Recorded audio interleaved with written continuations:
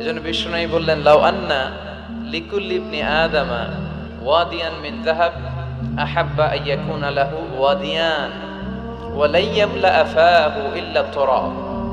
আল্লাহ বলেন, এই বনি আদমের প্রত্যেককে যদি একটা করে স্বর্ণের পাহাড়ের মালিক বানিয়ে দেয়া হয়। কিসের পাহাড় দেখছেন জীবনে?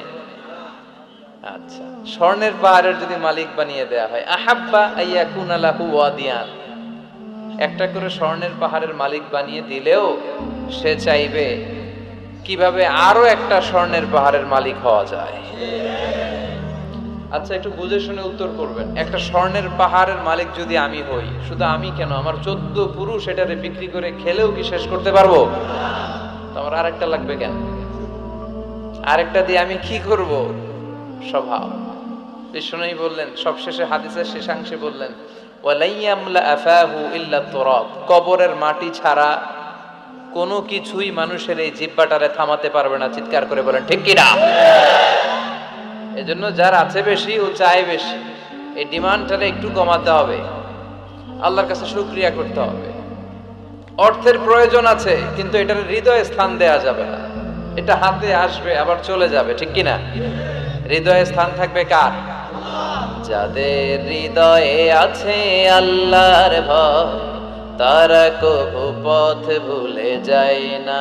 আল্লাহর প্রেম ছাড়া এই দুনিয়ায় কারো কাছে কোনো কিছু চায় না, ঠিক কি না? মুমিনের হৃদয়ে দরদ ভালোবাসা থাকবে একজনের জন্য। চিল্লায় বলেন তো, তিনি কে? এজন্য আমরা যেন শুকরিয়া করি, আমরা যেন অভিযোগ না করি। দেখেন, আমরা যদি জিজ্ঞেস করি, ভাই আপনি কি চান, কি লাগবে আপনার, কার কি লাগবে, একজন বলবে আমি এটা চাই, আমার এটা নাই, আমি ওইটা চাই, ওইটা চাই, কত কিছু লাগবে আমাদের। কিন্তু ঠিক এই মুহূর্তে যে লোকটা হসপিটালের বেডে শুয়ে আছে, ক্যান্সারে আক্রান্ত, ক্যান্সার যার নেই কোনো অ্যান্সার, ওরে যদি জিজ্ঞেস করেন, ও বলবে আমার কিচ্ছু লাগবে না, আমি শুধু বাঁচতে চাই। ও কি চায়? আর আমরা অনেক কিছু চাই। এজন্য আমরা শুকরিয়া করব বেশি বেশি। শুকরিয়া করলে বাড়িয়ে দেয় কে? বিশ্বনবী দোয়া করতেন, আল্লাহুম্মা জাআলনি সাবুরা ওয়া জাআলনি শাকুরা ওয়া জাআলনি ফি আইনি সাগীরা ওয়া ফি আ'য়ুনিন নাসি কাবীরা। আল্লাহ, আপনি আমারে ধৈর্যশীল বানান, আপনি আমারে শুকরগুজার বান্দা বানান। আল্লাহ, আমার চোখে আপনি আমারে ছোট বানান, গোটা বিশ্বের মানুষের চোখে আপনি আমারে বড় বানান। সবাই পড়ি আমিন। এজন্য সবসময় প্রশংসা করব কার? কম কম না বেশি বেশি? সবসময় শুকরিয়া করতে রাজি আছি তো? আল্লাহ, সব সময় যেন আমরা তোমার শুকরিয়া করতে পারি, তুমি তৌফিক দাও। মোর এন্ড মোর, বেশি বেশি প্রশংসা করতে হবে, অভিযোগ করা যাবে না।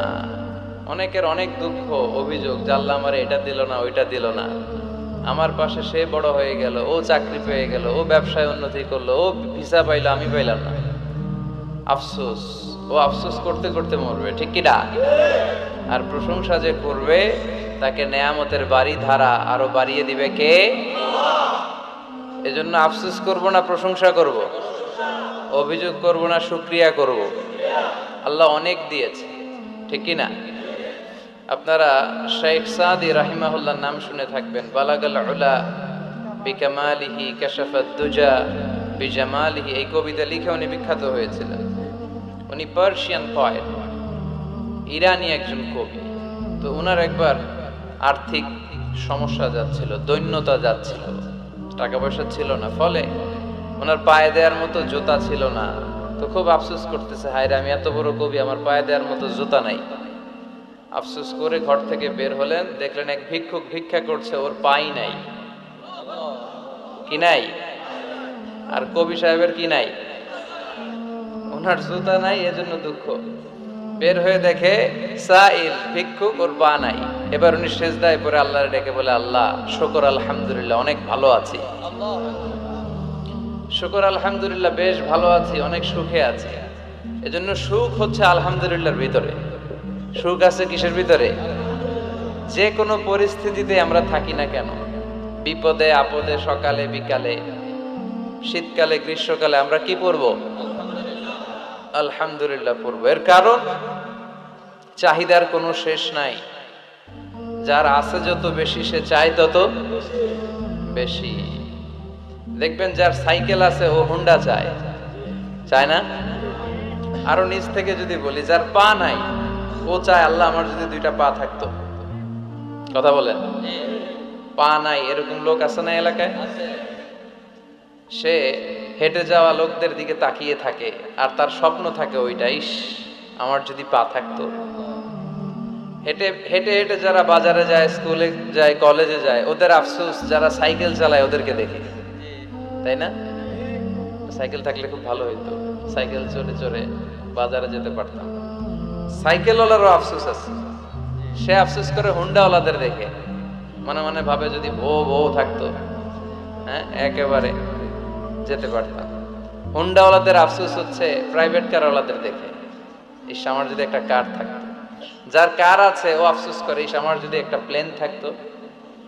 যার প্লেন আছে ও বলে, ইস আমার যদি একটা কপ্টার থাকতো, if I had a copter, আমার যদি একটা হেলিকপ্টার থাকতো উড়াল মারতাম।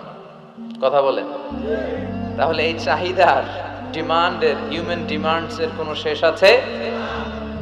যে এলাকার ছোট্ট মেম্বার, ওই মেম্বার ভাই চায় কি করে চেয়ারম্যান হওয়া যায়।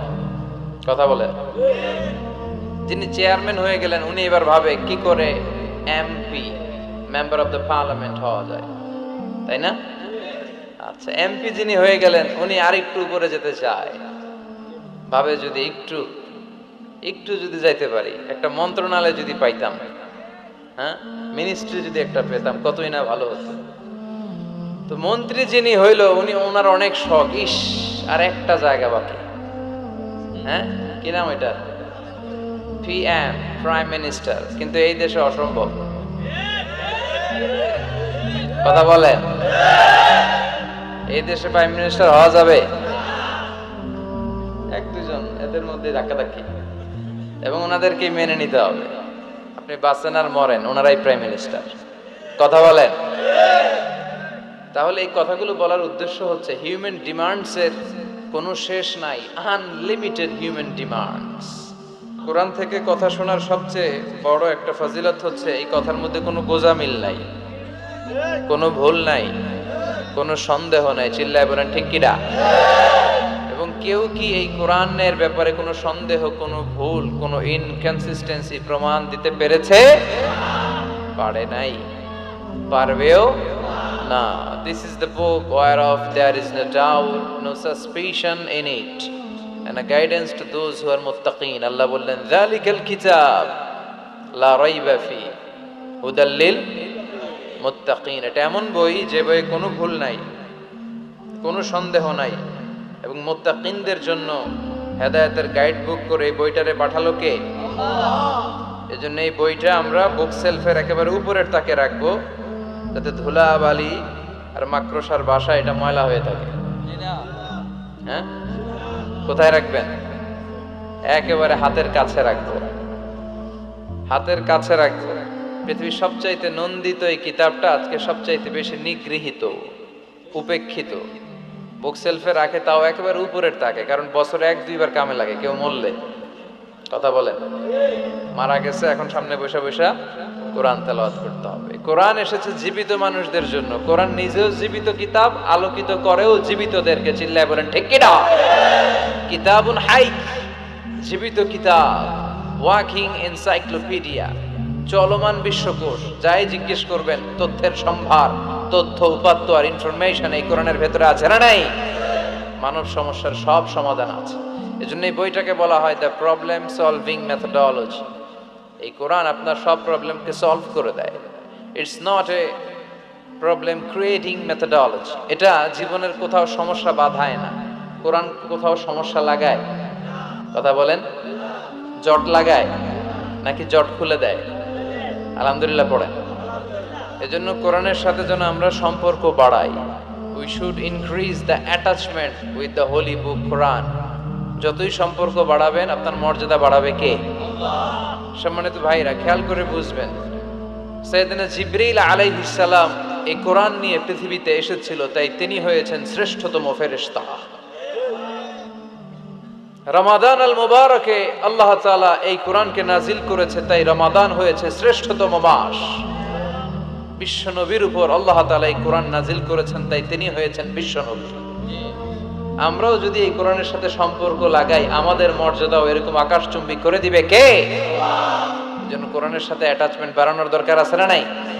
প্রতিদিন যেন আমরা কোরআন তেলাওয়াত করি, প্রতিদিন যেন কোরআনের বঙ্গানুবাদ পড়ি। যা বলার সব বলা হয়েছে, নতুন করে আল্লাহ কিছু বলবে না। এজন্য কোরআন থেকে নূর নিয়ে যেন আমরা নিজেদেরকে আলোকিত করি। কোরআনের একটা নাম হচ্ছে নূর, একটা নাম কি? লিতুখরিজান নাসা মিনাজ যুলুমাতি ইলান নূর। এই কোরআনকে আমি পাঠিয়েছি অন্ধকারাচ্ছন্ন মানুষগুলোকে আলোর পথে নিয়ে যাবার জন্য। কোরআন মানুষকে আলোকিত করে, কোরআন মানুষকে জাহালাত বা অন্ধকার শিক্ষা দেয় না। এজন্য আসুন কোরআনের সাথে সম্পর্ক বাড়াই এবং নিজেদেরকে আলোকিত করি। আর এই কোরআনের যেখান দিয়েই আমরা কথা শুনি না কেন, বরকত আছে না নাই? লা তুহসা আজাইবুহু ওয়ালা তাবলা গরাইবুহু ফিহি মাসাবিহুল হুদা ওয়া মানারুল হিকমা।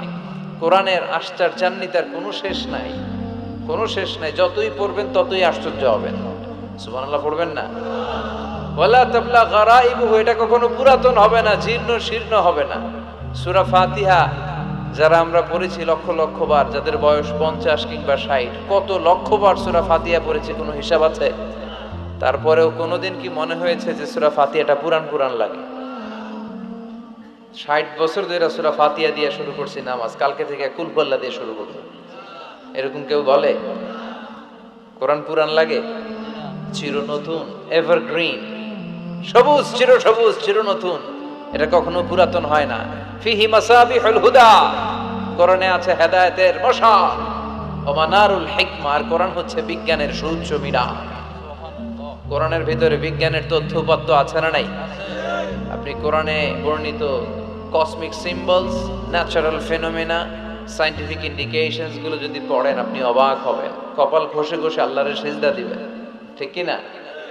এজন্য আসুন কোরআনের সাথে সম্পর্ক বাড়াই, প্রতিদিন কোরআন পড়ব, ধীরস্থির ভাবে পড়ব। ওয়ারাত্তিলিল কোরআনা তারতিলা।